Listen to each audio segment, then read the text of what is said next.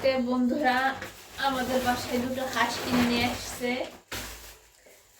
আসলে এই শহরে হাঁসের প্রচুর দাম, কিন্তু গ্রামে সে তুলনায় হাঁসের দাম কম।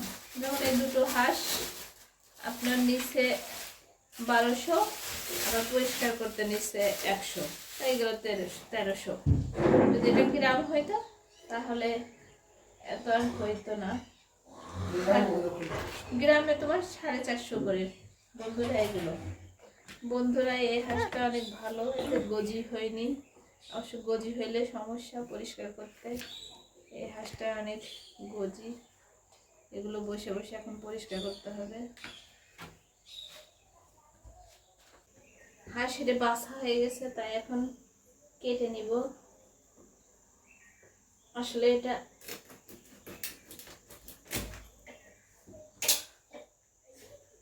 অফলাইনে কেটে নেব, এই আর কি।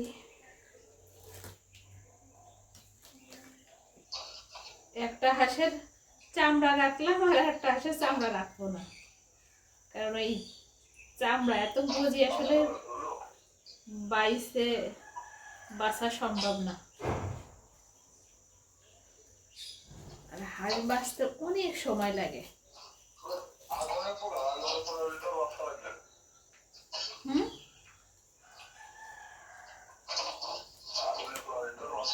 না রে ভাই, এগুলো রাখা সম্ভব না, এ প্রচুর এতেই গজি, আর এ গজি আমার একার পক্ষে সম্ভব না।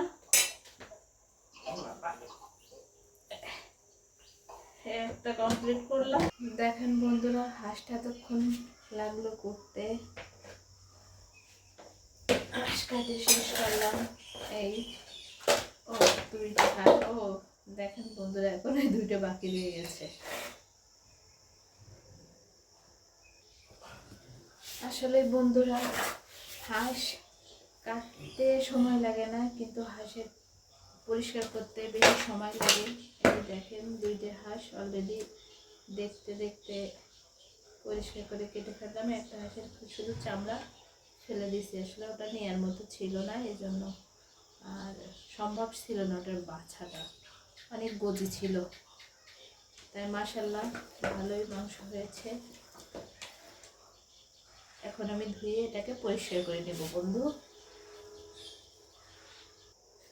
দেখেন বন্ধুরা, বালতিতে পানি নিয়ে একটা একটা করে এভাবে বেছে বেছে রাখবো, নাহলে আসলে এই যে অনেক সময় হয় কি এর পশম থেকে যায়। এরকম একটা একটা করে ভালোভাবে পরিষ্কার করে দিলে আর পশমগুলো থাকে না। দেখছেন বন্ধুরা, একটা এখনো কাটতে ভুলে গেছি। আসলে অনেক সময় এরকম মিস্টেক হয়ে যায়, আমার মতো কি আপনাদেরও হয়? এটাকে কেটে নিই। এই দেখো বন্ধুরা, আমার এগুলো ধুয়ে পরিষ্কার করে নিছি। এখন এগুলো ফ্রিজে রেখে দেব। তারপর রুটি পিঠা আর হাঁস এটা খাওয়া হবে। আসলে শীতের দিনে হাঁস রুটি না খেলে তো জমে না, সেটা তো আপনারা জানেনই বন্ধুরা। আচ্ছা ঠিক আছে, পরবর্তীতে আবার দেখা হবে আপনাদের সঙ্গে। বন্ধুরা ভালো থাকেন।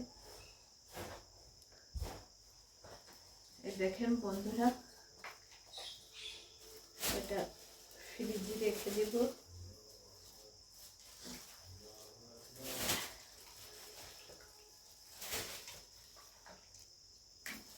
মাশাআল্লাহ দেখেন ভালোই মাংস হয়েছে হাঁসের। এভাবে ফ্রিজে রেখে দেব, রেখে দিয়ে পরে রান্না করব। অনেকই হয়েছে। আমার বন্ধুরা তোমরা সবাই ভালো থেকো। আল্লাহ হাফেজ। এতক্ষণ আমার সঙ্গে থাকার জন্য।